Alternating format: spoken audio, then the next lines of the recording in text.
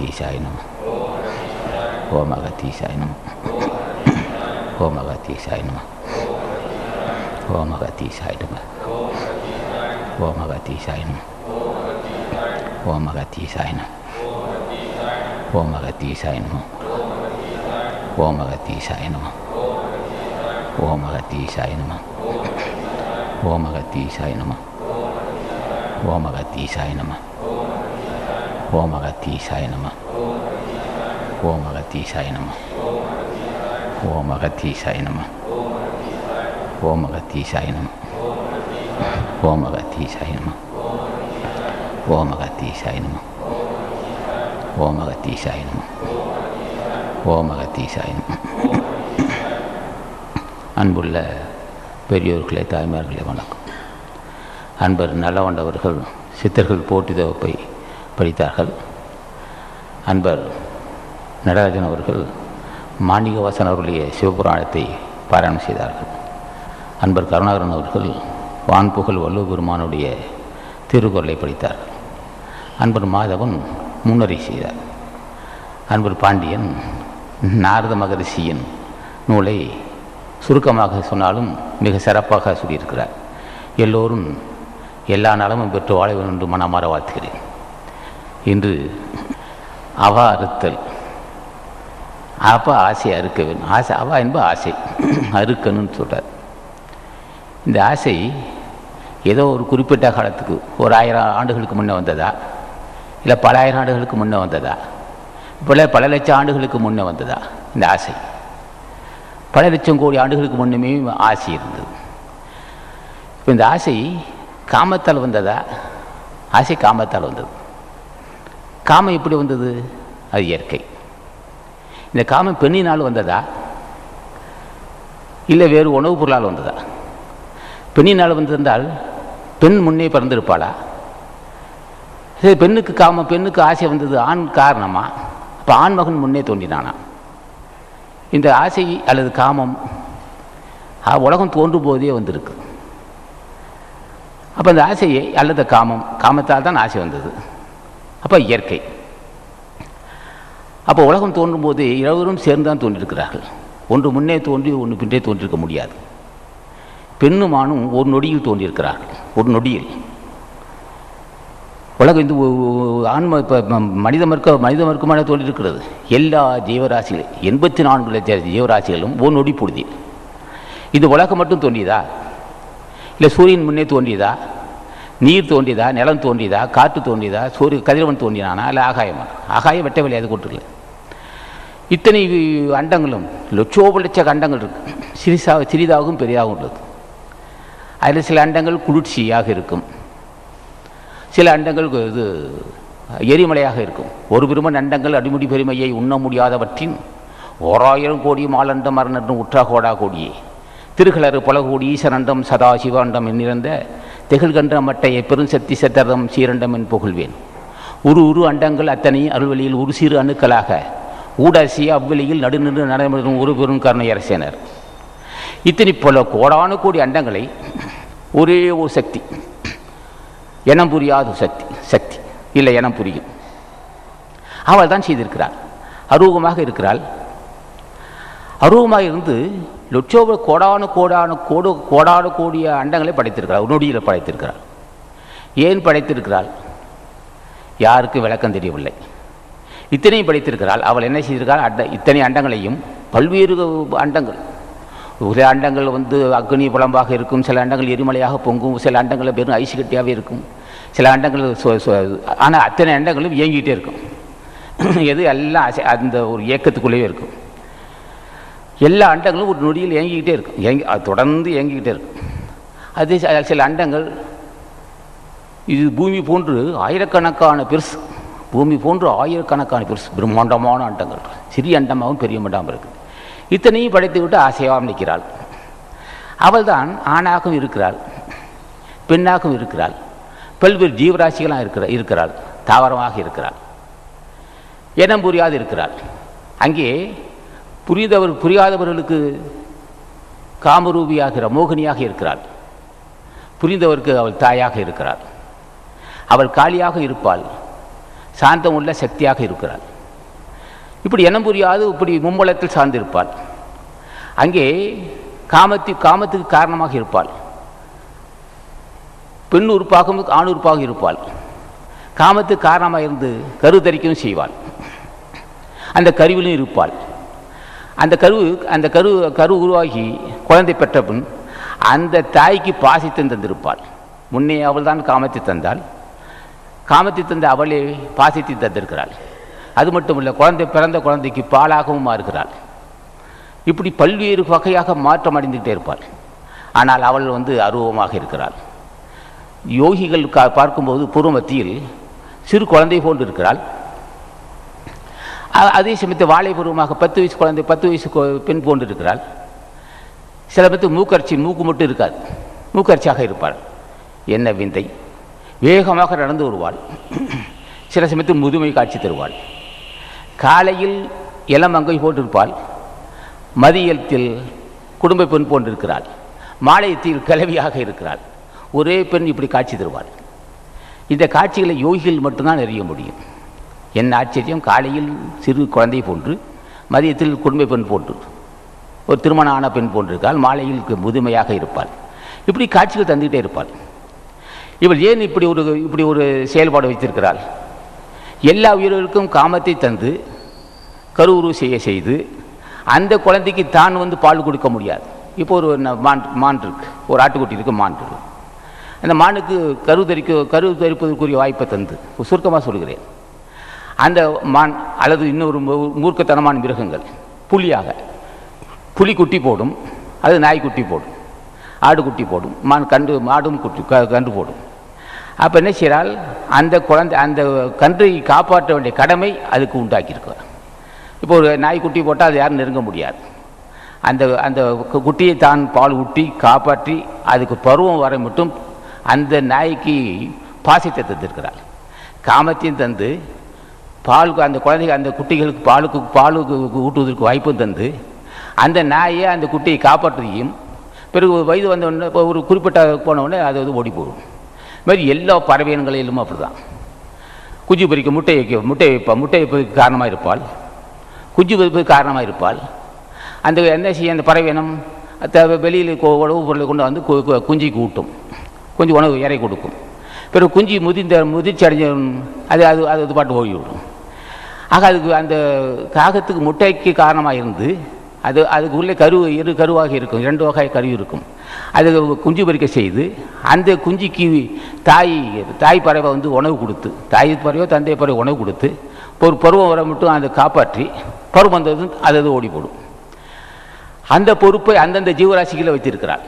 இப்போ மனிதன் இருக்கிறான், குழந்தையை பெற்றெடுப்பான். குழந்தை பெற்றவுடன் தாய் தந்தை அந்த குழந்தையை காப்பாற்றுவார்கள். அவர்களுக்கே தெரியாது. குழந்தை பிறந்ததுக்கும் காரணம் இட்டான் எறிந்தன் ஏற்றவள் கண்டில் என்னார் திருமூலர் சொல்றார். கணவனுக்கும் தெரியாது, மனைவிக்கும் தெரியாது, பிள்ளைக்கும் தெரியாது. இப்படி எண்ணம் புரியாத ஒரு இயக்கம். அவள் என்ன பிள்ளை அந்த குழந்தையை காப்பாற்றுவது. இந்த மனித வர்க்கம் எப்படி இருந்தது? மனிதன் எப்படி இருந்தான்னா, ஒரு பெண்ணோடு ஆண் கூட நினைக்கும் போது அப்போ சிந்தனையாக இருந்தான். அந்த சிந்தனையாக அவள் இருக்கிறாள். ஒரு பெண்ணோடு ஆண் கூட நினைக்கிறான், அல்லது ஆணோட பெண் கூட நினைக்கிறாள். நினைக்கும் போது அவள் சிந்தனையாக இருக்கிறாள். பெண் பெண் ஆண் சேர்க்கைக்கு காரணமாக இருக்கிறாள். பின்பு அவர் என்ன செய்கிறாள்? சுக்கில சுரேதமாக ஆண்பால் உள்ள சுக்கிலம் அல்லது விந்து, பெண்பால் உள்ள கருமுட்டை அல்லது சுரோனிதம் அந்த அணுக்களாக மாறுவாள்.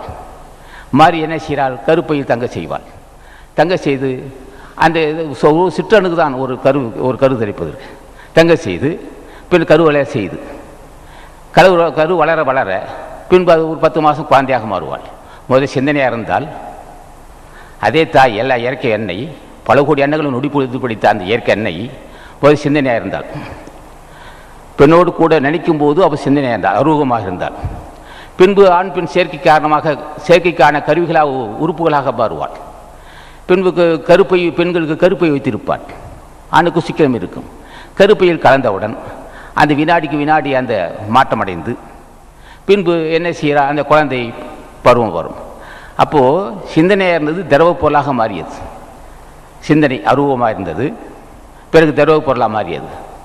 அப்போ சுக்கிலம் என்பது பல லட்சக்கணக்கான அணுக்கள் உள்ளது, சுரணிதம்.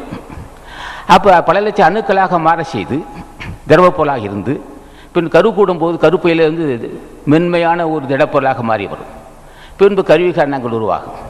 அப்போ இது மென்மையும் எண்ணமாக இருந்த அதே சக்தி சுக்கிலம் சுரேதமாக மாறி கையில் கருப்பையில் வளர செய்து பிறகு மிருதுவான குழந்தையாக மாறி பிறகு திடமான மனிதனாக இத்தனை ஒரே அணுக்களாக மாறி பல லட்சம் கோடி அணுக்களாக ஆகி இருக்குது இந்த உடம்பு.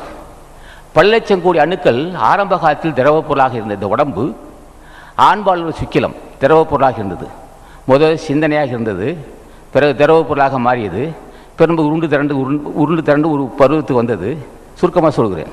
பிறகு இந்த உடம்புக்கு எலும்பு நரம்பு தோல் தசை உள்ள ஒரு உடம்பாக மாறியது. இந்த உடம்பில் திரவப்பொருளாக இருக்குது, நாடி நரம்புலாக இருக்கும், மாற்றல் புரிந்திய மண்டை ஓடு, கை எலும்பு கால் எலும்பு உள்ள எலும்பாகவும் இருக்கும். இத்தனையும் அணுக்களாக இருந்த ஒன்று விரிவடைந்து இப்படி செயல்பட்டு இருக்கு. இத்தனை செயலுக்கும் அவள் தான் காரணமாக இருக்கிறாள்.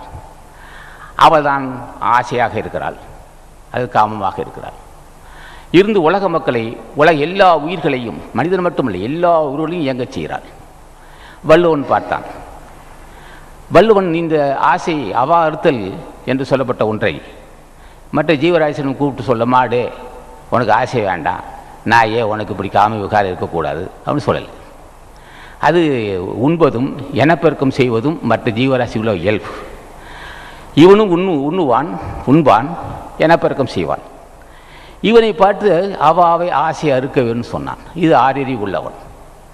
ஆறறிவு உள்ளவனுக்கு தான் பிறந்தது எப்படி வந்திருக்குன்னு தெரியும்.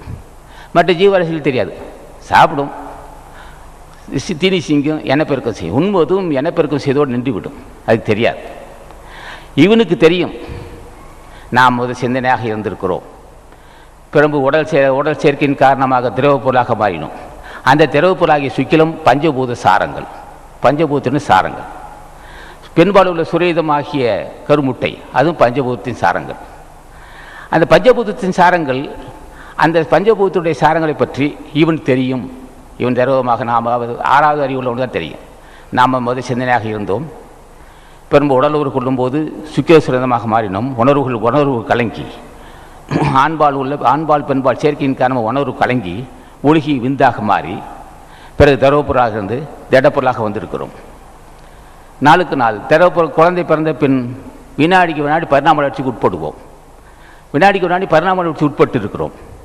இது எப்படி வெல்லுவது? அந்த பரிணாம வளர்ச்சி விடுவது. பரிணாம வளர்ச்சிக்கு பசி காரணமா?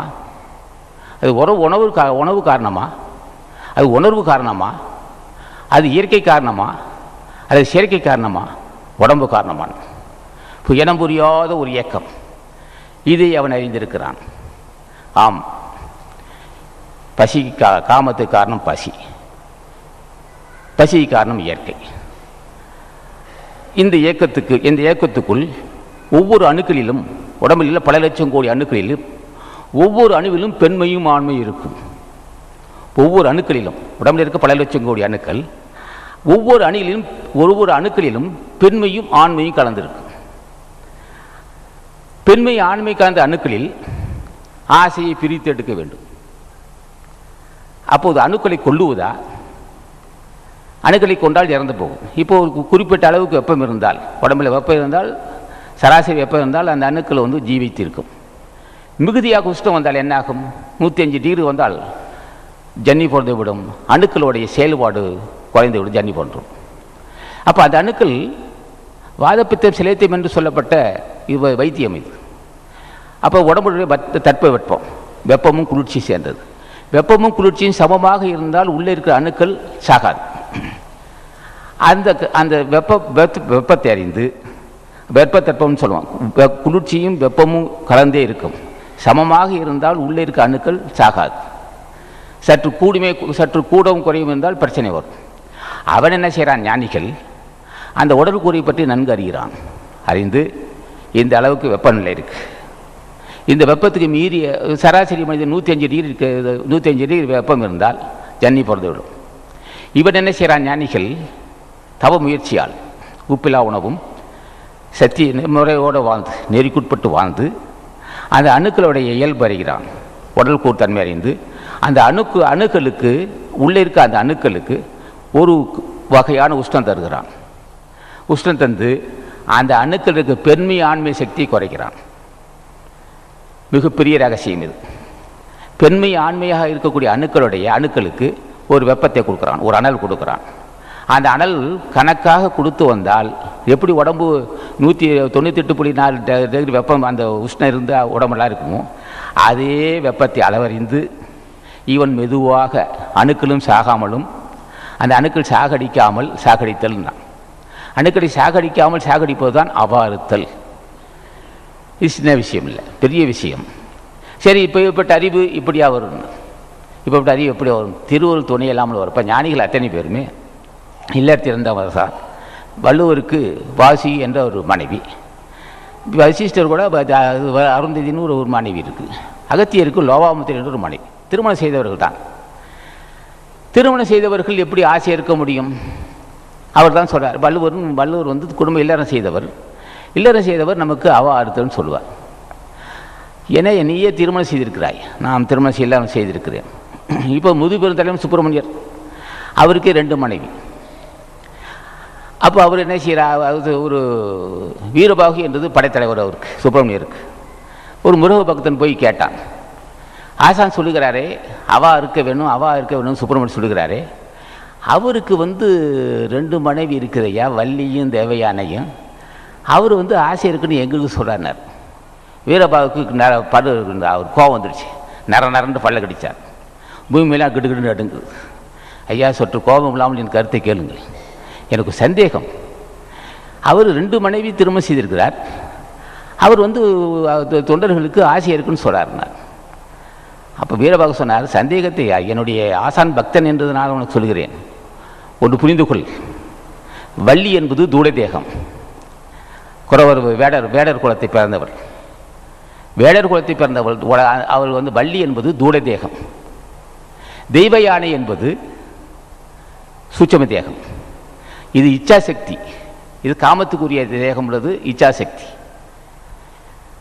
ஞானசக்தி சொல்லுவோம், அது தெய்வ யானை. அப்போ தூள தேகத்துக்கு வள்ளி என்றும் சூட்சும தேகத்துக்கு தெய்வ யானை என்றும் இதை புரிந்து கொள். எல்லாம் வல்ல பரபிரம்மம் திருமணம் செய்யாது, அங்கே ஒன்றுமே இருக்காது. அங்கே காமம் இல்லை, வெகுளி இல்லை, வேண்டுதலில்லை, வேறு எந்த விதமான விகல்பம் இல்லை. எல்லா வல்ல பரபிரம்மத்துக்கு இப்படி தத்துவம் வைத்து இருப்பது இச்சாசக்தி, கிரியாசக்தி, ஞானசக்தின்னு சொன்னாங்க. கிரியாசக்தி என்பது 2ம் கடந்தது. அப்போ இச்சாசக்தி, ஞானசக்தி, கிரியாசக்தி என்பது ரகசியம். இச்சாசக்தி தான் வள்ளி, ஞானசக்தி என்பது தேவயானி. இப்படி ஒரு அமைப்பு இருக்குது அப்பான்னார். சரியா, இது உடம்பு தூள உடம்புக்கு வள்ளி என்றும் சூட்சும தேகத்துக்கு தேவையானு சொல்லிட்டேன். 2 கடந்த ஒன்று தான் பரபிரம்மம்னு சொன்னார். 2ம் கடந்தது கிரியாசக்தி. சூட்சும தேகமும் இல்லை, தூட தேகமும் இல்லை, சூட்சும தேகமும் இல்லை, அருவ தேகம். சில பேர் காமமற்று இருப்பார்கள். காமமற்று இருக்கிறாண்டால் வள்ளி அந்த தூள தேகம் அற்றுவிட்டது, சூட்சும தேகத்தில் இருப்பார்கள். இச்சாசக்தி, ஞானசக்தி சூட்சும தேகத்தோடு இருப்பார்கள். பார்த்தா உலகத்தோடு போல் இருப்பார்கள். மாத்தானவத்தையும் மாயாவரி மயக்கத்தையும் நீத்தார் தமக்கு நிட்டையுண்டோ நித்தன் அன்பு கொண்டு வேத்தார் குளித்தும் பசித்தார் புசித்தும் விழித்து என்று பார்த்தார் உலகத்து அவர் போல் இருப்பது பற்றட்டவர். நான் அவன் நடமாடுகிறான், எல்லோரும் இருக்கிறான், பற்றட்டு இருப்பான். அப்போ அந்த தேகம் தெய்வயானை போன்று சூட்சும தேகம், சுத்த தேகம். இந்த தேகம் மறைந்து விட்டால் கிரியாசக்தி, இச்சாசக்தி, ஞானசக்தி, கிரியாசக்தின்னு சொன்னான். இப்போ வள்ளி தெய்வயானை என்பதற்கு தூள தேகம், சூட்சும தேகம் பொருள். அதுதான் மர்மம் என்று அந்த பக்தருக்கு அவர் வீரபாகு சொன்னார். சரி ஐயா, இப்போ அவள் விட்டு நான் வந்துட்டு ரொம்ப மேலே போகக்கூடாது. சரி, சுப்பிரமணியர் ஏன் இது மொட்டையாண்டியாக கோமணம் கட்டிட்டு நிற்கிறார்? சில பேர் ரொம்ப மிக்க கொடிய பாவியாக இருப்பான், வறுமையும் பிணியும் பிச்சு தின்னுட்டு இருக்கும், குடும்பத்து ஒற்றுமை இருக்காது, நோயும் பிணியும் இப்படியே பிச்சு தடுமாறிட்டு இருப்பான். அப்போ முருகா, கடன் சுமை இருக்குது, உடம்பு சரியில்லை, நான் என்ன செய்வேன், எனக்கு நிறைய ஒரு பொருளுதவி செய்ய, கடன் சுமை தீரணும், விவசாயம் எல்லாம் இருக்கணும், வியாபாரம் எல்லாம் இருக்கணும் அப்படின்னு முருகனை கேட்பான். அவர் என்ன செய்வார்? அப்போது ஆண்டி வேடத்தில் இருப்பார், கோமணம் கட்டிக்கிட்டு கையில் குச்சி வச்சுட்டு இருப்பார்.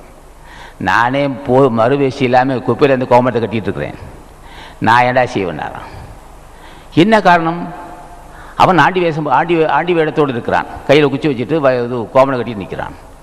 பாவிகளுக்கு மிக்க பாவிகளுக்கு ஆண்டி கோலத்தோடு இருப்பான். ஏன்னா நானே ஒன்றும் இல்லாமல் வெறும் கோமத்தோடு இருக்கேன் நாடாசி என்றுவான்.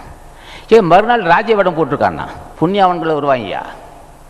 புண்ணியவான்கள் வருவான், கேட்பான், நான் சக்கரவர்த்தி இல்லையா, செல்வத்துக்கு அதிபதி, அருளுக்கும் தலைவன், செல்வத்துக்கு தலைவன், வேணுகிறதை அள்ளி தருவேன், அதுக்கு தான் மறுநாள் ராஜ்யவடம் போட்டிருக்கேன். இப்படியெல்லாம் தத்துவம் வச்சுருக்கான் சுப்பிரமணியர். அதே சுப்பிரமணியர் ஆதி தலைவன் ஞான பண்டிதன் சுப்பிரமணியன், அதான் ஞானத்துக்கே தலைவன் ஞான பண்டிதன் சுப்பிரமுருகன். இப்போ அவரை வணங்காமல் ஒருவன் ஆசையற்றிருக்க முடியாது. அந்த ஆசை என்பது உடம்பில் இருக்க எல்லா அணுக்களிலும் கலந்திருக்கும். பெண்மையும் ஆண்மையாக காமம். இப்போ இந்த உலகம் இயங்கிட்டு இருக்கு. இப்போ விதவிதமான கட்டணங்கள், திடீரென்று கட்டணம் உருவாகும். இது ஆசை காரணமாக இந்த கட்டணம் உருவாயிருக்கா, இல்லை காமத்தின் காரணமாக கட்டணம் வரும்? சரி, எது போட்டும். பெரிய பெரிய தொழிற்சாலைகள் 1000 பேர் 2000 பேர் தொழில் செய்வார்கள். பெரிய பெரிய கோடீஸ்வரன் இருக்கிறான். விதவிதமான கட்டடங்கள், விதவிதமான ஆடை ஆபரணங்கள் விதவிதமாக இருக்கும். இந்த இந்த இது மக்கள் அதில் நாட்டம் கொண்டிருப்பார்கள். இந்த அளவுக்கு அவன் சுற்றுகிறான், இந்த அளவுக்கு அவன் இது செயல்படுகிறானே, அதுக்கு காமம் காரணமாக ஆசை காரணமான இனம் புரியாத ஒரு உணர்வுகள் அவனுக்கே தெரியாது. திருமணம் செய்வான், குடும்பத்தோடு நல்லபடி இருக்க வேண்டும் என்று வீடு ஆடம்பரமாக கட்டுவான். விதவிதமான கட்டணங்கள் இருக்கும். ஆசை காரணமாக, காமத்தின் காரணம். காமத்தின் காரணமாக ஆசை வந்தது. காமம் இயல்பு, உலகம் தோன்றும் போதே காமம் வந்தது. காமத்தின் காரணமாக ஆசை வந்தது. ஆசை காரணமாக அறியாமை வந்தது. அறியாமை காரணமாக கட்டடங்களும் பல வகையான அதிலேயே மயங்கி அடப்பான். அவன் எப்போது விடுபடுவான்? தேக சுத்தி, காய் சுத்தி ஆனாலின்றி விடுபட முடியாது. சரி, காய் சுத்தி அல்லது தேக சுத்தி பட்டவர்கள் உலக மக்களோடு இருப்பார்கள், ஆனால் என கண்டுபிடிக்க முடியாது. இப்படி பல்வேறு வகையான கட்டடங்களும் இருக்கும். கட்டடத்தை கட்டுவான், ஒரு வகையான ஒரு பெருமிதம், கட்டடம் சிறப்பாக கட்டிவிட்டோம், அதில் இருப்பான், குடியிருப்பான், பங்களா இருக்கும், வாகனங்கள் இருக்கும், பால் மாடு இருக்கும், எல்லா பாக்கியும் இருக்கும். ஆனால் அது ஏன் கட்டினோம், அதனால் என்ன நன்மை, அது பிறவி பண்ணிக்கு மருந்தாகுமா, அதுக்கு தெரியாதவனுக்கு. பிள்ளைகளை பெற்றெடுப்பான், பிள்ளைகளை வளர்ப்பான், பிள்ளைக்கு நோய் வந்தால் மருத்துவம் செய்வான், சேர்த்து விட்டால் விட்டுருவான். ஆனால் அவனுக்கே புரியாது இப்படி ஒரு இயக்கம், இப்படி அவனை இப்படி ஒரு இயக்கிட்டு இருக்கும். எல்லா இயற்கை என்ன இப்படி இயக்கிட்டு இருப்பாள், அவனுக்கே இடம் புரியாது செய்திருக்கும். அதுக்கு எடுத்துக்காட்டு, குயில் குஞ்சு முட்டையை காக்கை கூட்டிட்டால் அயற்பின்றி காக்கை வளர்க்கின்றவாறு போல் இயக்கில்லை போக்கில்லை என் என்பதில்லை, மயக்கத்தால் காக்கை வளர்க்கின்றவாறுனார். உலக மக்களை பார்த்து சொல்றார். குயில் என்ன செய்யும்? குயில் காக்கா வந்து கூண்டு கட்டியிருக்கும், அது முட்டை வச்சிருக்கும். குயில் போய் அதில் முட்டை வச்சிடும். குயில் பார்த்தா காக்கா மாதிரி தான் இருக்கும், முட்டை வச்சுட்டு வேறு போயிடும். காக்கா வெளியே வந்து பார்க்க மறுபடி அதுக்கு எத்தனை முட்டை வச்சு எனக்கு தெரியாது. 2 முட்டை வச்சுருக்கோம், அது 3 முட்டை இருக்கும், அதில் 1 தான் வைக்கும், அது 2 வைக்கலாம். இந்த காக்கா நசிக்கும், தான் அடை காத்து குஞ்சு பொறிக்கும். அது திருட்டுத்தனமான குஞ்சு, அது குயில் குஞ்சு அப்படியே பேசாமல் இருக்கும். ரெக்க முத்தும் வரையில் அடக்கமாக இருக்கும் குயில் குஞ்சு. இது என்ன செய்யும்? குயில் காகம் தன் குஞ்சு போல் அதுக்கு உணவெல்லாம் கொடுத்து வளர்த்துக்கிட்டே இருக்கும். தான் குஞ்சு நினைக்கும், அதுக்கு தான் குஞ்சு இல்லை. அது அந்த தன்னோட குஞ்சு நினைத்தே வளர்த்துக்கிட்டு வரும். வளர்த்துட்டு வரும்போது ரெக்க முத்திரம் ஒன்று சத்தம் மாறிதான் இருக்கும், சத்தம் மாறுபட்டு இருக்கும். இப்போ குயில் ஓடி போடும். பஞ்சகத்தால் திருத்தனமாக வந்தது, குயில் பறந்து போயிடும், காகத்துக்கு அகப்படாது. அதே போல் குயில் குஞ்சு முட்டையை காக்கைக்கு விட்டிட்டால் அயற்பின்றி காக்கை, அயப்புனா சோர்வு இல்லாமல், அயற்பின்றி காக்கை வளர்க்கின்றவாறு போல் இயக்கில்லை போக்கில்லை என் என்பதில்லை, மயக்கத்தால் காக்கை வளர்க்கின்றவாறுனா இந்த மயக்க மருந்து, அந்த மயக்க மருந்து எல்லாம் வல்ல இயற்கெண்ணெய் எல்லா ஜீவராசிகளுக்கு கொடுத்து இனம் புரியாத ஒரு இயக்கத்தை உண்டு பண்ணி, ஒரு பாசத்தை உண்டு பண்ணி செயல்பட்டுக்கிட்டே இருப்பாள். இதை புரிந்து கொண்டவன் தான் ஆசையை அறுக்க முடியும். ஒரு மயக்கத்தை நாம் இருக்கிறோம், அந்த மயக்கத்திலிருந்து விடுபட வேண்டும். இந்த மயக்கம் பெண்ணால் வந்ததா, ஆணால் வந்ததா, அது பசியால் வந்ததா, காமத்தால் வந்ததா, அது உணவால் வந்ததா, அது உடல் கூறால் வந்ததா, தத்துவம் 96 வந்ததா? இது போன்ற ஒரு இயக்கம். இந்த இயக்கம், அந்த மயக்கம் எப்படி வந்ததுன்னா, அந்த மயக்கம் ஆதியில் இருந்தே சக்தி, எல்லாமல் அருள் சக்தி நமக்கு அந்த மருந்து கொடுத்துருக்கிறாள். அந்த மருந்து பெண்ணை திருமணம் செய்யும். அந்த மருந்து, அது காம மருந்து, மயக்க மருந்து. திருமணம் செய்வான், பிள்ளைகளை பெற்றெடுப்பான், கட்டடங்களை கட்டுவான், வாகனங்கள் ஆடம்பரமாக இருப்பான். இனம் புரியாத பிள்ளைகளை காப்பான், ஏதேதோ செய்து கொண்டிருப்பான். கடைசி வரையிலும் தன் பிள்ளைகளை பற்றியோ மனைவியை பற்றியோ தன்னை பற்றியோ தெரியாமலே போவான். ஈக்கில்லை போக்கில் ஏன் என்பதில்லை, மயக்கத்தால் காக்கை வளர்க்கின்றவர். அவர் ஏனோ அவனுடைய பிள்ளைகளுடைய வினைப்பயனாக வந்திருக்கும். எல்லாம் வினை காரணமாக. இந்த வினை எப்படி வந்தது? எல்லாம் வல்ல சக்தி கொடுத்த மருந்து, மயக்க மருந்து. மயக்க மருந்து என்ன செய்யும்?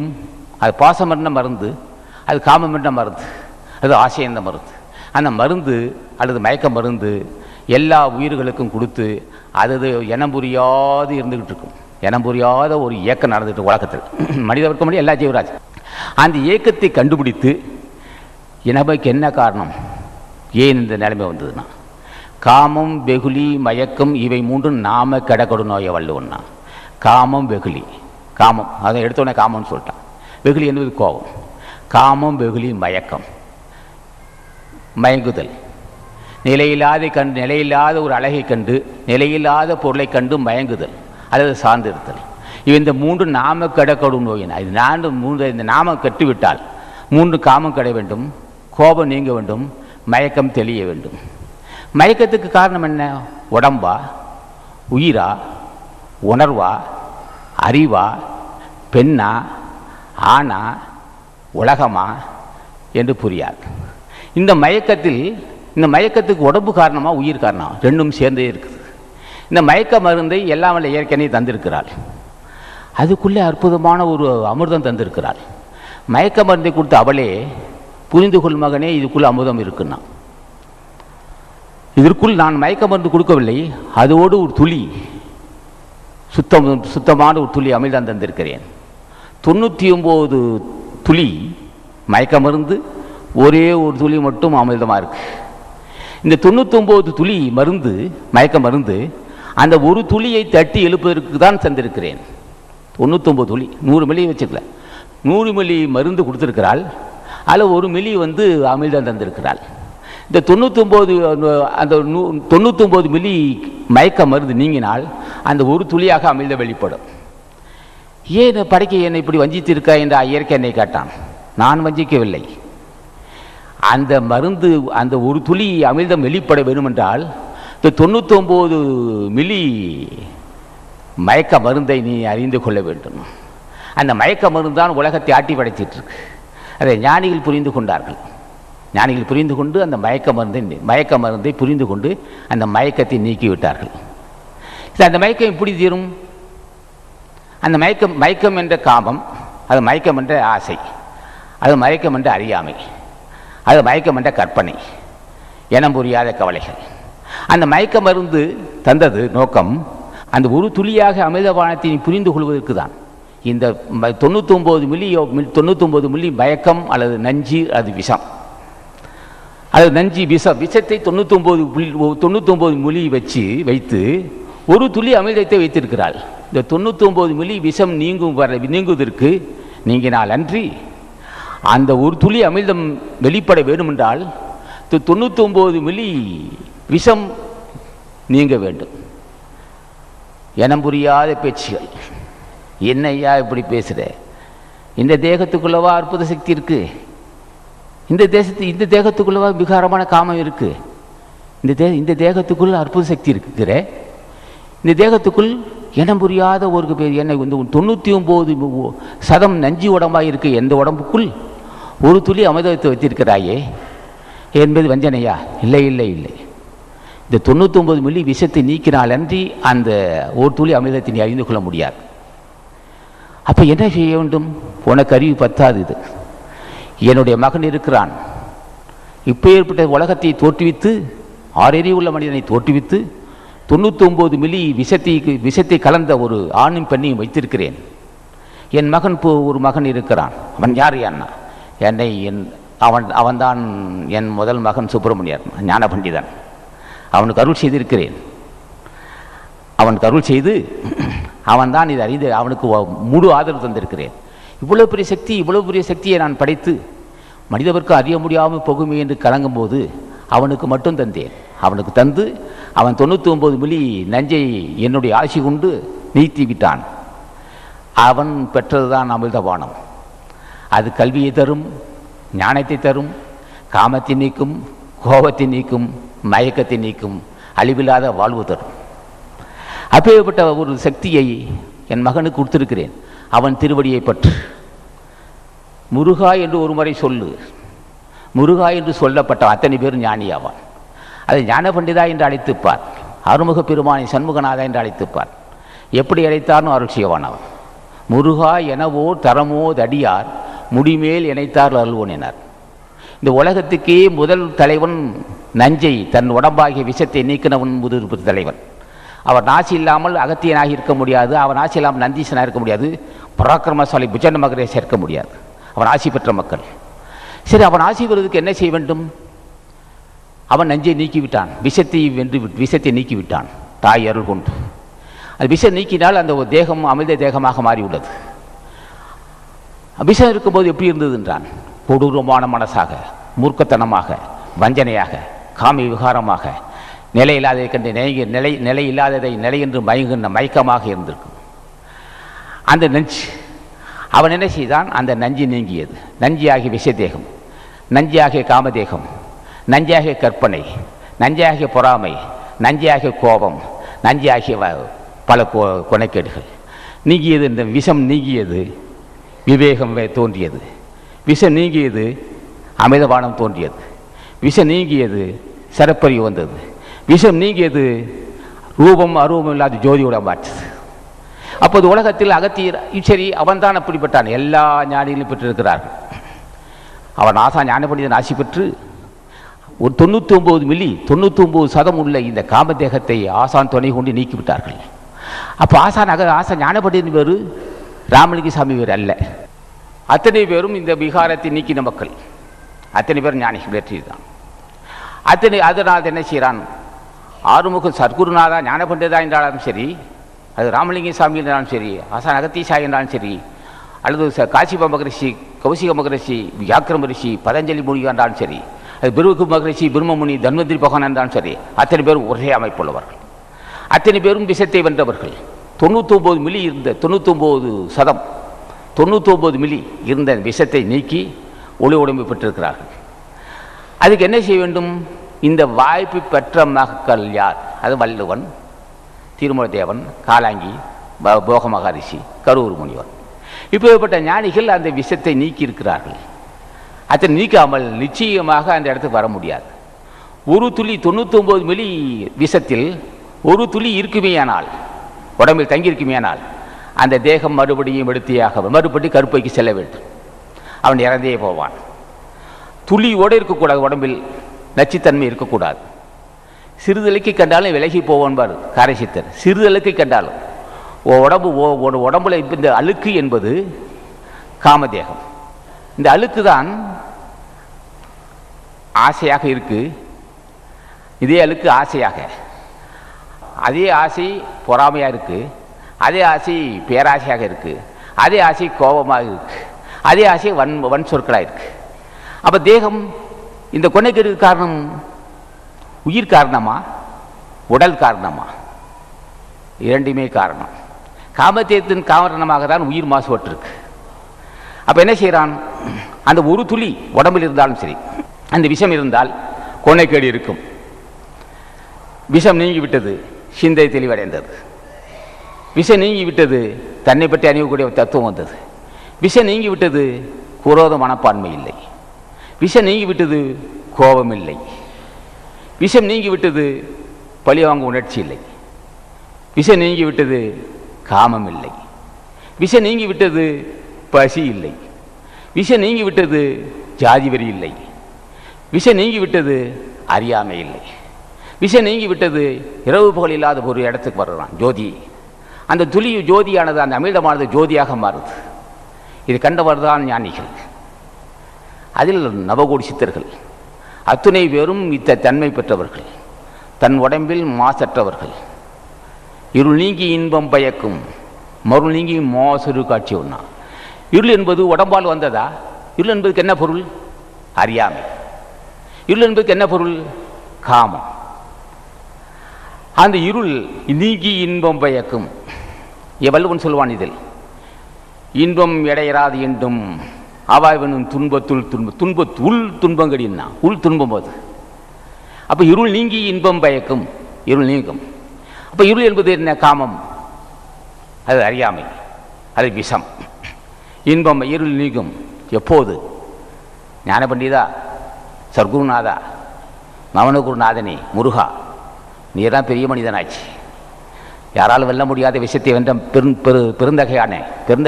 பெருந்தகையை என எத்தனையோ பாவிகள் ஐயா உன் விஷதேகத்தை நீக்கி இன்னைக்கு ஒளி உடம்பு பெற்றிருக்கிறான். நானோ பாவிதான். இந்த பாவிக்கு காரணம் காமமா, உடலா, உயிரா, அறியாமையான? நான் பாவிதான். என்ன காரணம்? காமதேகத்தில் இருப்பதால் நான் பாவியாக இருக்கிறேன்.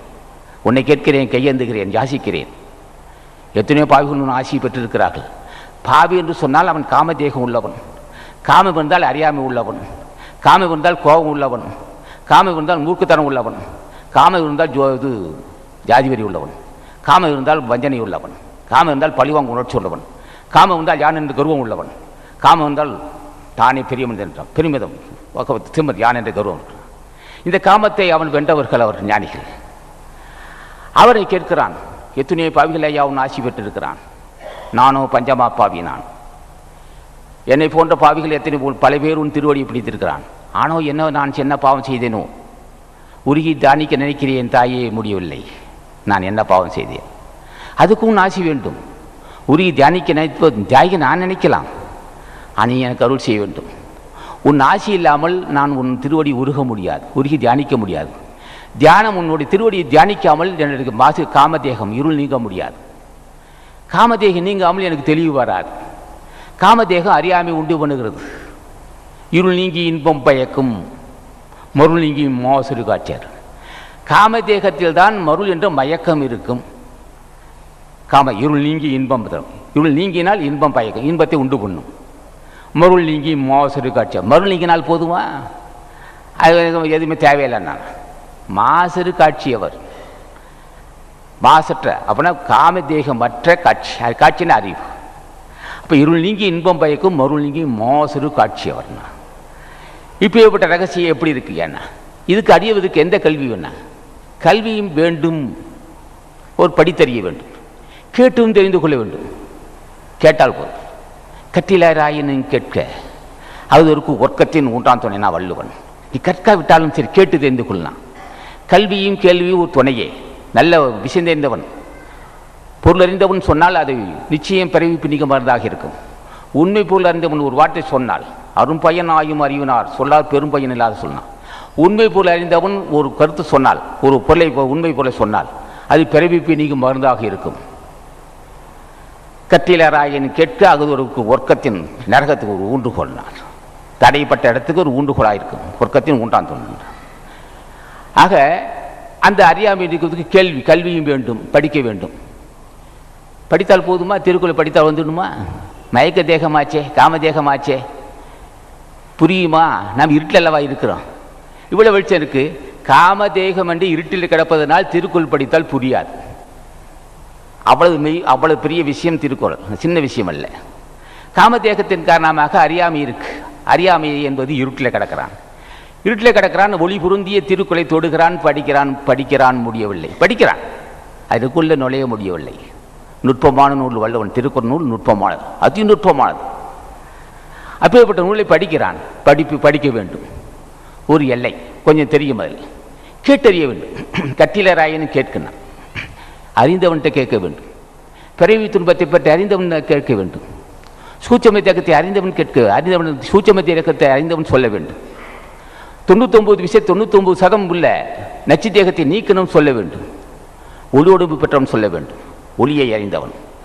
அது ஒளி எப்படி இருக்குனால் அறியாமல் நீங்கப்பட்டது, காமதேகம் நீங்கப்பட்டது, தெளிவான இதயம், ஒளி பொருந்தியவன். இதயம் எப்போது ஒளி பொருந்தியதாக இருக்கும். சொல்லிலும் செயலும் தூய்மை இருக்கும். சொல்லொன்று செயல் இருக்கவே முடியாது. சொல்லொன்று செயல் இருந்தால் அங்கே நிச்சயமாக பலகீனம் உள்ளது என்று அர்த்தம். ஒளி பொருந்தியவன் சொல்ல வேண்டும். அவன் சொல் பிறவிப்பு நீக்கும் மருந்தாக இருக்கும். அதான் சொன்னான், அரும் பையனாயும் அறிவனார் சொல்லார் பெரும் பையன் இல்லாத சொல். பெரும் பையன் இல்லாத சொல்ல மாட்டான். அதுவும் கேட்டால் கற்க வேண்டும், கேட்டறிய வேண்டும். இது ஒரு எல்லைக்குட்பட்ட லாபத்தை உண்டு பண்ணும். ஆனால் முதுபெரும் ஞானிகள் சொல்லுகின்ற சொல்லி ஒரு சொல் மனதில் பட்டால் போதும். பாசான் ராமலிங்க சாமிகள், அது மாணிக்க வாசகர், திருமூல தேவன், அகத்தீசன் போன்ற ஞானிகள் அந்த வாயிலிருந்து வார்த்தை வந்தால், அந்த சொல் செவியில் படுமையினால் விரும்பி கேட்டால் அது என்ன செய்யும்னா ஆன்மாவை தட்டி எழுப்புங்க. ஆன்மாவை தட்டி எழுப்பக்கூடிய பேச்சுக்கள் இதெல்லாம். அதான் கட்டிலராயின்னு கேட்கணும். அப்பேற்பட்ட ஞானிகள் சொன்னால் அவன் விரும்பி சொல்ல வேண்டும், மகனே, இது நாள் வரையிலே நீ வாழ்ந்திருந்த வாழ்க்கை அறியாமையில் வாழ்ந்திருக்கிற, என்பால் அன்பு கொண்டிருக்கிற, புண்ணியமும் செய்திருக்கிற, என்னபாடி நீ சொல். ஆசானை அழைத்து, ஆசானை அழைக்க வேண்டும். நீ உலகத்துக்கே தலைவன் ஞானிகள் அழைத்து, அறியாமல் உழன்று கிடக்கிறேன், என்ன பாவம் செய்தனோ எனக்கே தெரியவில்லை, பல கோடி ஜென்மங்கள் எடுத்திருக்கிறேன், பல கோடி பாவம் செய்திருக்கிறேன், இந்த பாவத்துக்கு காரணம் உடம்பு காரணமா உயிர் காரணமா எனக்கு தெரியவில்லை, ஆகவே உன் திருவடி உன்னை புரிந்து கொண்டேன், அதுக்கே நான் 1 கோடி புண்ணியம் செய்திருக்கிறேன், ரத்தீஷா, நந்தீஷா, திருமதேவா, கலாங்கிநாதா, போகதேவா, ஒன்று நாமத்து சொல்வதற்கு வாய்ப்பு கிடைத்து விட்டது, நான் தப்பித்துக் கொள்வேன். இத்தனை கோடி பாவம் செய்த பகுதியிலும் தக்க ஆசான் சொன்னான், கத்தீஷா என்று சொல் மகனே, கரையேறிக்கொள், நந்தீஷா என்று சொல் மகனே, அருள் பெற்றுக்கொள், ஞான பண்டிதா என்று சொல் மகனே என்று சொல்லி அன்பன் சீடர்பால் அன்பு கொண்டு சொல் மகனே பிழைத்துக்கொள் என்று சொல்ல வேண்டும். வேறு மந்திரம் தேவையில்லை. அல்ல அருட்பெருஞ்சோதி தனிப்பெருங்கன்னு சொன்னால் போதும், பிடிச்சு கரையேறிக்கலாம். அவன் மனமிகுந்து சொல்ல வேண்டும். அல்லது அவன் மனமிகுந்து இவன் நல்ல தொண்டன், நீடு வாழ வேண்டும், போச்சுரா, அதுக்கு மேல் நகரான வார்த்தை இல்லை, நல்ல பிள்ளை, அவன் நீடு வாழ வேண்டும், நல்ல பிள்ளை, மனமிகுந்து நடந்துக்கிட்டான், அந்த பிள்ளை நீடு வாழ வேண்டும், அவனுக்கு நீ அருள் செய்ய வேண்டும் தாயே, ஞான பண்டிதா, முருகா, சர்க்குநாதா, அந்த பிள்ளைக்கு நீ அருள் செய்து அவன் பாவத்தை நீக்கி உனக்கு ஞான வாழ்வு கொடு என்று ஒருவன் சொன்னால், முற்று பெற்ற முனிவனாய் என்று சொன்னால், அதை தடுத்து நிறுத்த இந்த உலகத்தில் யாருக்கும் ஆற்றல் கிடையாது. அதை நிறுத்தி வைப்பதுக்கோ தடுக்கிறதுக்கு ஆற்றல் இல்லை. அப்படி ஒரு மகன் அப்படியேப்பட்ட ஒரு உபதேசம், கனிவு கொண்டு உள்ளம் பூரித்து சொல்லுவது, நல்ல பிள்ளை, நல்ல தொண்டன், நல்ல பிள்ளை. எப்படி பல சோதனையை தந்து இடறி பேசி, கோபமாக பேசி, அவனை கோபத்தை உண்டு பண்ணி பார்த்து, அவன் என்ன செய்கிறான், பேசுகிறான், இவன் பொருளாதாரத்தை கண்டு மயங்குறவனா, இல்லை வேறு வகையான கொனைக்கடு உள்ளவனா, இருந்தாலும் மிகுதியாக மிக்க குணம் உள்ளது, சிறு சிறு குற்றம் இருப்பது இயல்புதான். இவனுக்கு அருள் செய்ய வேண்டும் என்று ஆசா நினைத்து விட்டால் அதை தடுப்பதற்கு யாராலும் முடியாது. அந்த மனசு, ஞானிகள் மனசில் மனம் மகிழ்மை இழக்குமையானால் அவன் பிறவியை உடை தெரிவான். ஞானிகள் மனசில் மட்டும் மனசில் நல்ல பிள்ளைன்னு சொல்லி பேர் எடுக்க வாய்ப்பு கிடைத்தால் பிறவி பண்ணியை உடை தெரிவான். பாவத்தை பொடியாக்கும் வல்லமை ஞானிகளுக்கு உண்டு, ஆசானுக்கு உண்டு. அவன் சொல்ல வேண்டும், இப்படி சொன்னாதான். அவனே சார் நூல்கள் படிக்கலாம், நூல்கள் படித்து ஊரில் படிக்கலாம், சொல்லி கேட்டு வைக்கலாம். இதை விட ஒரு சிறப்பு இது, நான் சொல்லும் படித்தும் கேட்டு வைப்பது ஒரு பயன், ஒரு பலன். மனமகிழும்படி நடந்து கொள்வது அது மிகப்பெரிய பலன், மிக்க பண்ணு. இதை விட சிறந்தது என்ன? கற்றும் கேட்டுவதை விட கற்பதும் கேட்பதும் ஒரு வகை லாபமே. ஆனால் தியானம்தான் முக்கியம். நீ பாவத்தை நீக்க வேண்டும் என்றால் தியானம்தான் முக்கியம். தியானம் செய்யாமல் ஒருவனுக்கு எந்த சுட்டு போட்டாலும் வராது, என்ன படித்தாலும் என்ன கேட்டாலும் வராது. அது யார் தியானம் செய்யணும்? அதுவே முதுபுறம் தலைவன் ராமலிங்க சாமிகளோ, மாணிக்க வாசகனோ, ஆசான் ஞான பண்டிதனோ, அகத்தீசனை போன்ற ஞானிகளை உரிய தியானித்தால் அன்றி ஒருவன் ஜென்மத்தை கடைத்தட்ட முடியாது. ஜென்மத்தை கடைத்தட்டுவதற்கு எது தடையாக இருக்கு? உடம்பா, உயிரா, பெண்ணா, ஆணா, பிள்ளைகளா, மக்களா, உலகமா இருந்தாலும் ஜென்மத்தை கடைத்தட்டுவதற்கு தடையாக இருப்பதே அறியாமை. அந்த அறியாமை என்ற இருள் தான் நமக்கு தடையாக இருக்கும். இந்த இருளை உடை தெரியும் வல்லமை ஆசான் ஞான பண்டிதனுக்கு, மாணிக்க வாசனுக்கு உண்டு. இருள் நீங்கி இன்பம் பயக்கும், மருள் நீங்கி மோசடு காட்சி அவருக்கு. அறியாமை மயக்கம், இருள் காரணமாக, காமதேக்கத்தின் காரணமாக மயக்கம், மருள் என்பது மயக்கம். அது நீங்கினால் மோசரு காட்சி, குற்றமற்ற ஜோதி, குற்றமற்ற ஜோதி வெளிப்படும். இப்போ மாசி என்பது 99% காமதேகம், ஒரு துளியாகிய ஜோதி அல்லது அமிழ்ந்த வானம், அது ஜோதியை தரும், ஜோதி உண்டு பண்ணும். இனி பிறக்க மாட்டான், இனி அவன் பிறக்க மாட்டான். அந்த வித்து பிறப்பிக்கு என்ன காரணம்? பெண்ணா, ஆணா, உடம்பா, உயிரா, அறிவா, அறியாமல். இனி பிறக்க மாட்டான். என்ன காரணம்? நச்சுத்தன்மை நீங்கிவிட்டது.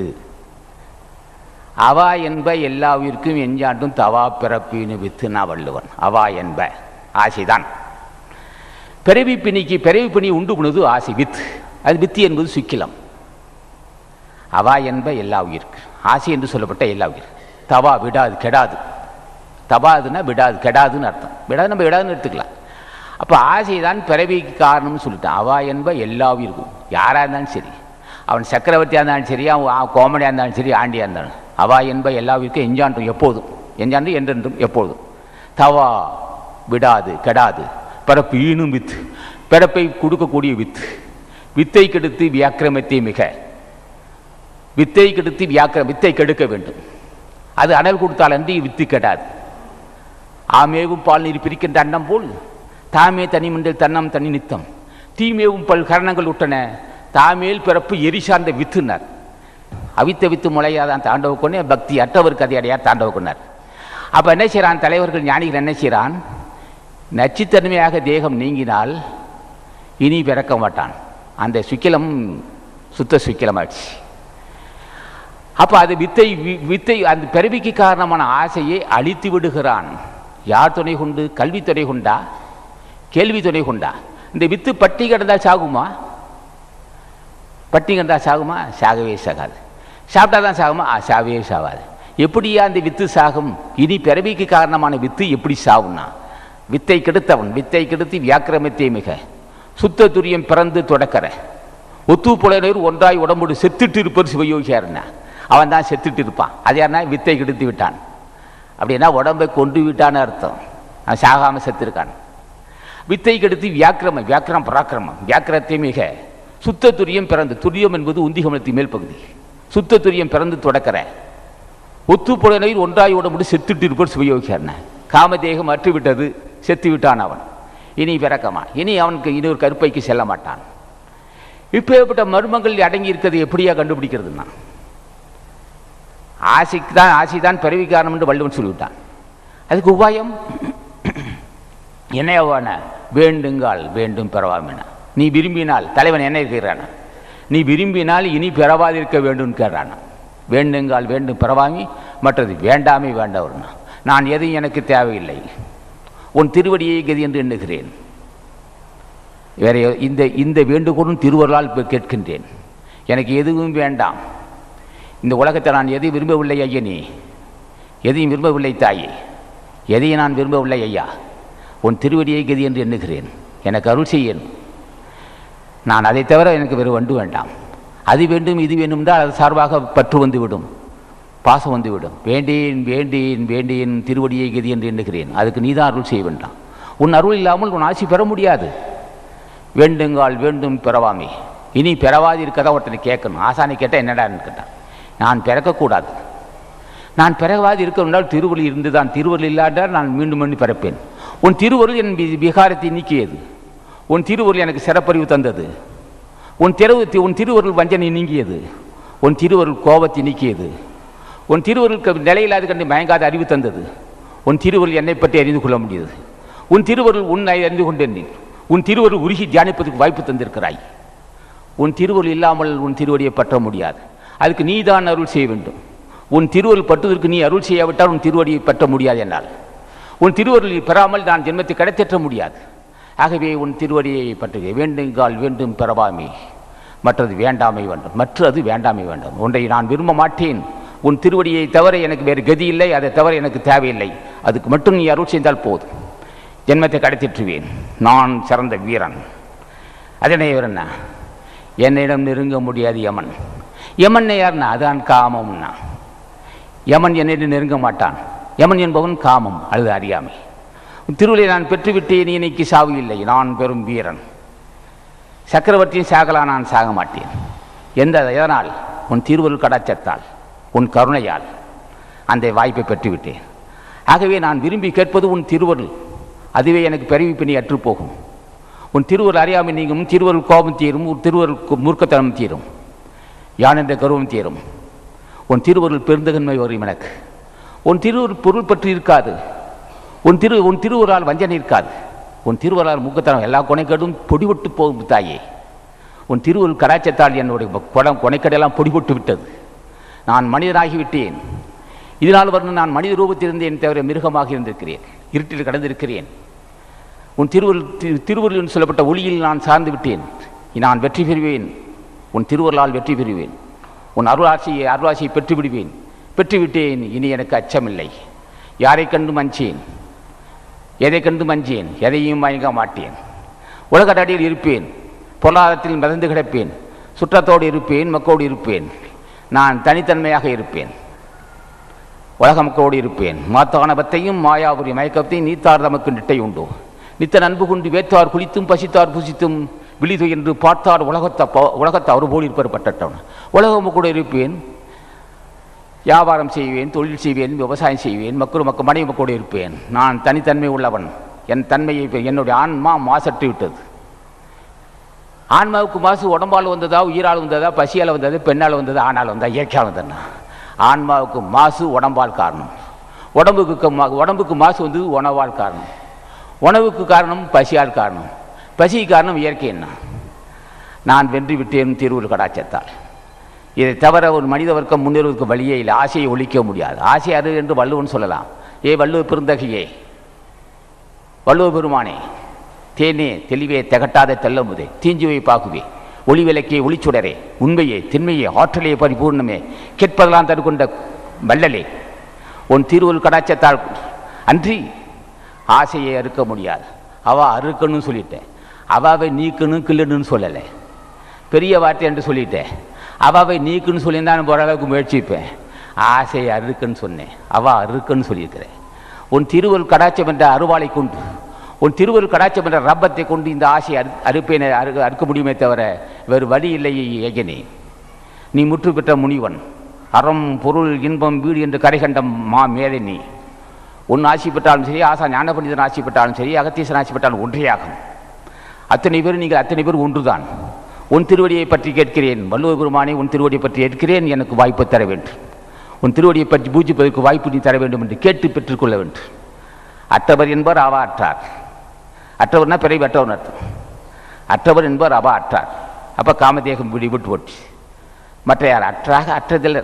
அது ஒன்று இருந்தால் ஒரு துளி இருந்தாலும் சரி அடிபட்டு போவான். இப்போ ஏற்பட்ட தத்துவங்கள் புதை உண்டு கிடக்கு தமிழில். எல்லா தத்துவங்களும் அப்படியே, எல்லா தத்துவங்களும் புதை உண்டு கிடக்கு, புதை பொருளாக இருக்குது தமிழ். யார் அறிய முடியும்? என்ன செய்ய முடியும்? அந்த தத்துவத்தை அறிந்தவன் சொல்ல வேண்டும். இப்படி எல்லா ஞானிகள் வகுத்து வைத்திருக்கிறார்கள். இன்பம் இடையறாத இன்பம்னா அந்த இருள் நீங்கி இன்பம் பயக்குன்னா, மருள் நீங்கி மாசு இருக்கார். இன்பம் இடையறாது என்றும் தடைபடாது கொடுத்துக்கிட்டே இருக்கு. அவா என்னும் துன்பம் கடினா வெளி அவாவை நீக்கிடலாம். பொருள் வேண்டேன், மனைவி மக்கள் வேண்டேன், கட்டணம் வேண்டேன், எனக்கு ஒன்று வேண்டேன், பதவி வேண்டேன்னா இது எல்லாரும் செய்யலாம்ண்ணா. எல்லாரும் இப்போ ஆசையை ஒழிச்சு விடலாம். அதெல்லாம் கை விட்டுடலாம். பொருளாதாரத்தை தொடமாட்டேன், எது ஆடம்பரம் தேவையில்லை, பெண் இல்லை, பெண் குழந்தை வேணா, ஆசையெல்லாம் எல்லாமே விட்டுட்டேன், மனைவி மக்களை விட்டு விட்டேன், உலகத்தை விட்டு விட்டேன், எல்லாம் விட்டுட்டியே. உள் துன்பம், இன்பம் இடையறாது இண்டும், இன்பம் தடைபடாது தொடர்ந்து வந்து கொண்டே இருக்கும். அவாவென்னும் துன்பம் கடின், துன்பத்திலே துன்பம், துன்பமே உடம்பு, அந்த உடம்புக்குள்ளே இருக்க துன்பம் தீருண்டானா. யாரையா வள்ளுவ பெருமானே, என்ன கருணை தாயே உனக்கு. உன் அறிவை கடல் என்று சொல்வதா, நிலம் என்று சொல்வதா, இனிய தென்றல் என்று சொல்வதா, அது கதிர்வன் என்று சொல்வதா, ஆகாயம் என்று சொல்வதா, இது அண்டம் என்று சொல்வதா, 7 பல லோகம் என்று சொல்வதா, இல்லாட்டு ஆயிரக்கணக்கான லட்சக்கணக்கான கோடிக்கணக்கான அண்டம் என்று விரிந்து கிடக்குதா உன் அறிவு? உன் அறிவு இப்படி பறந்து விரிந்து கிடக்குதே. இப்பேற்பட்ட அறிவு உனக்கு எப்படியாதான்? மகனே, ஒரே முறை ஆசான் அகத்தீசனை பூஜை செய்தேன். அவன் கொடுத்த அறிவுப்பாது. அவன் அருள் தந்தானா, அறிவு தந்தானா? அருள் தந்தா அறிவு தானே வருது. அவன் அருள் தந்தான், எனக்கு அறிவு வந்தது. அறிவு வந்தது, விகாரம் நீங்கியது, தெளிவான தேக மாசு நீங்கியது, தெளிவான அறிவு வந்தது. எழுதியிருக்கிற நூல் மாசற்ற நூல். அது திருக்குறள் மாசற்ற நூல். எக்காலத்திலும் அழியாத நூல், எக்காலத்திலும் அழியாது. என்ன காரணம்?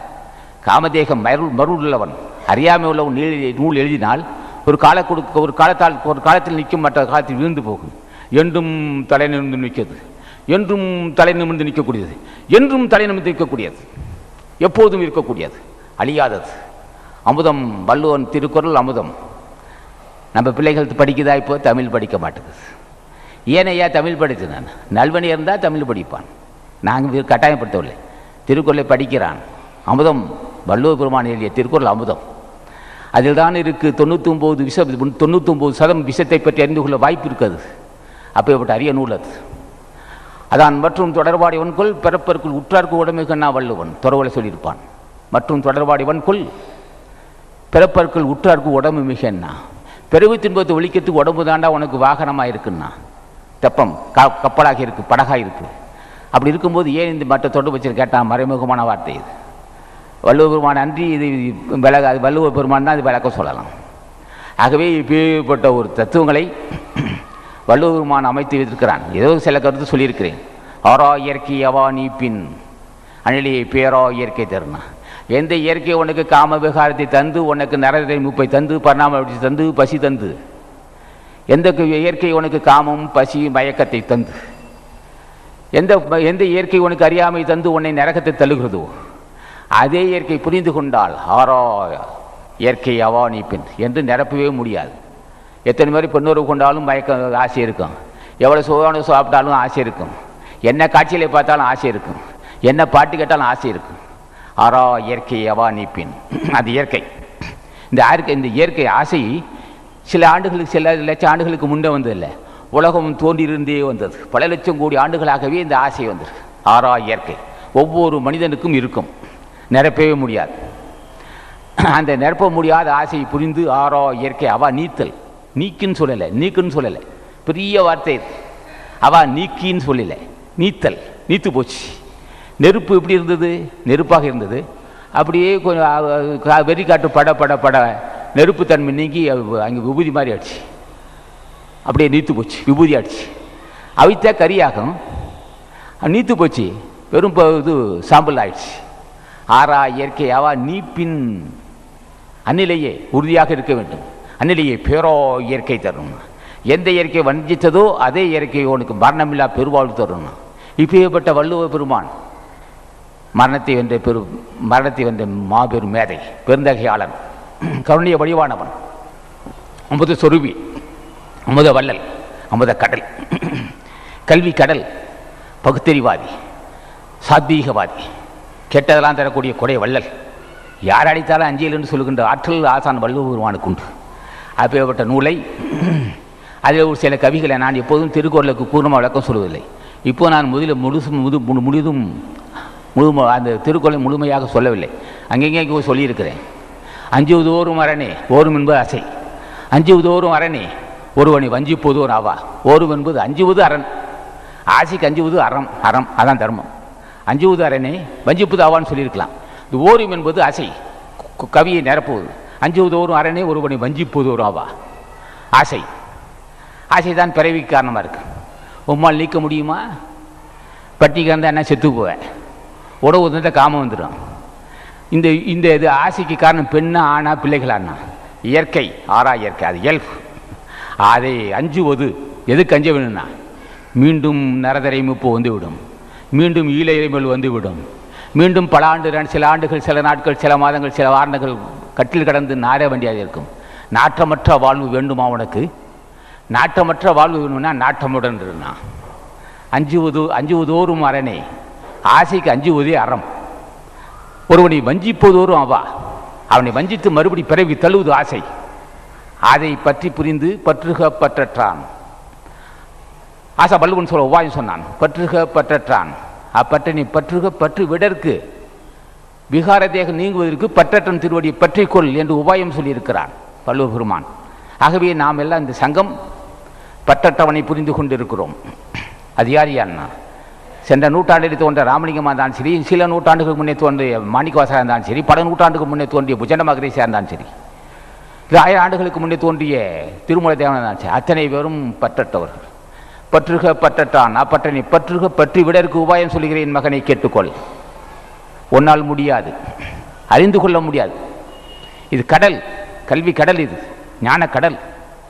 பெருந்தன்மை வேண்டும். உனக்கு பெருந்தன்மை இருக்கா? கற்றுக்கொள்ள வேண்டும். ஆகவே பற்றி கொள்ள வேண்டும். யாரை? பண்புடையவனை. பற்றி கொள்ள வேண்டும். யாரை? கருணையை வடிவானவனை. பற்றி கொள்ள வேண்டும். யாரை? காம விவகாரத்தை அற்றவனை. பற்றி கொள்ள வேண்டியவன் யாரை? அறியாமை நீங்கினவனை. பற்றிக்கொள்ள வேண்டியது யாருன்னு கேட்டான். நம்ம பாவத்தை பொடியாக்குகின்றவனை. பற்றிக்கொள்ள வேண்டியது யாருன்னு கேட்டான். நம்ம மரணமில்லா பெருவாழ்வு தரகொண்ட தாயை பற்றிக்கொள்ள எதுன்னு கேட்டான். அறியாமல் நீங்கி தெளிவான வாழ்வு பெறுவதற்கு பற்றட்டான் பற்றுக அவன் திருவடியை பற்றிக்கொள் என்று சொன்ன வள்ளுவன் சொல்லியிருக்கிறான். ஆகவே நாம் அத்தனை பேரும் ஜென்மத்தை கிடைத்தேற்ற வேண்டும் என்றால் பெரிய பட்டப்படிப்பு தேவையில்லை, படிப்பு அவசியம்தான். ஒரே ஒரு முறை ஞான பண்டிதா, சண்முகநாதா, முருகா, வள்ளுவ பெருமானே, திருமல தேவா, காலாங்கிநாதா, போகதேவா, ரத்தீசா, ராமலிங்க சாமிகளே, மாணிக்க வாசகா, தாய்மான சாமிகளே, பட்டத்தாரையா, பத்ரகிரிநாதரே, திருஞான சம்பந்தரையா, திருநாவுக்கரசரையா, பதஞ்சலி முனிவா, அருணகிரிநாதா என்று சொன்னால் போதும், அவன் ஜென்மத்தை கிடைத்தேற்றுவான். வேறு உபதேசம் தேவையில்லை. இதுக்கு பெரிய பெரிய ஆராய்ச்சி அவசியம் இல்லை. ஆராய்ச்சி நூல் அவசியம் இல்லை. நூல் எழுத வேண்டிய அவசியம் நூல் ஆராய்ச்சி எந்த நீ ஆராய்ச்சி செய்து என்ன செய்ய முடியும்? திருவள்ளுவர் துணை இல்லாமல் உன் ஆராய்ச்சி எடுபடாது. திருவள்ளுவர் துணை இல்லாமல் ஆராய்ச்சி எடுபடாது. புரிந்து கொள்ள வேண்டும். சுத்த சிவனுரை தானில் தோயாமல் வள்ளுவர் திருமந்தர் சொல்வான். சுத்த சிவனுரை தானில் தோய்தல், தோய்தல் சார்தல் பொருந்துதல், இணைத்தல் கலத்தல். சுத்த சிவனுரை தானில் தோயாமல் முத்தர் பதப்பொருள் முத்திவித்தா மூலம்.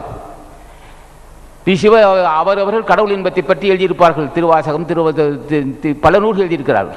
அருள்பா, தாய்மான சாமிகள், திருமந்திரப்பா படிக்கலாம். ஐயா அது ஆராய்ச்சி பண்ணிட்டு இருப்பேன். திருமந்திரத்தை ஆராய்ச்சி பண்ணலாம், திருவாசகத்தை ஆராய்ச்சி பண்ணி என்ன செய்ய போறேன்? சுத்த சிவனுரை, சித்தன் சுத்த கடவுள். மாணிக்கவாசகர் எழுதிய நூல் சுத்தமான சிவனுரை, கடவுள் இன்பத்தை வெளிப்படுத்தி காட்டுவார்.